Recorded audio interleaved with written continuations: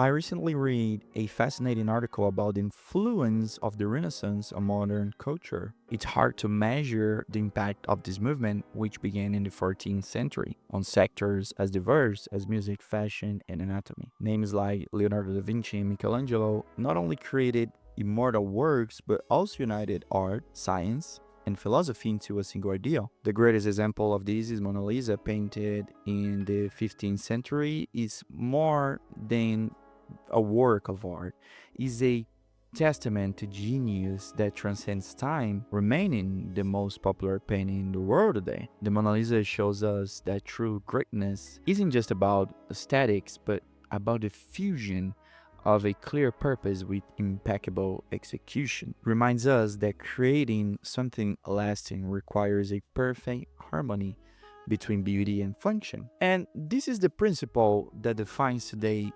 timeless brands and products. They aren't just useful, they carry a soul, an experience that makes them memorable. Is this our new renaissance?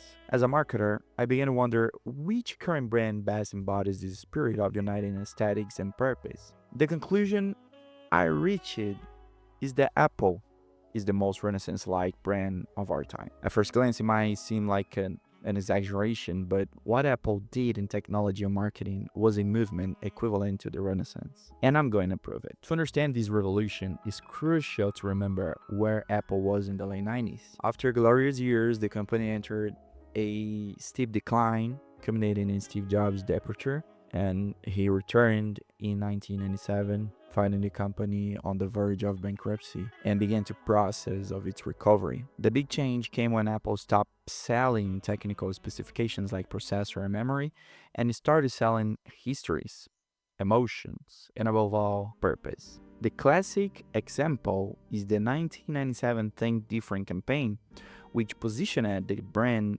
as a philosophy, not just a hardware manufacturer. Another crucial moment was the iPod campaign with the slogan 1000 songs in your pocket, which focused on lifestyle, not just pure technology. Years passed, and in 2007, the revolution materialized with the launch of the first iPhone. Until then, people saw the phone as a tool. After the phone became an extension of a person's identity. From the beginning, Steve Jobs and Johnny Ive brought this idea that design isn't a finish, but an essential part of function. Apple's less is more concept dictated the aesthetics not just of gadgets, but also of software's interfaces, apps, and the company's own communication. Apple's commercials are simple, direct, and feature universal storytelling, influencing generations of campaigns that now value the emotional over the rational. This approach built a global tribe. Owning an Apple product became a sign of cultural belonging, creating the foundation for community marketing, which today is the backbone of brands like Nike and Red Bull, for example. Apple not only revolutionized technology, but also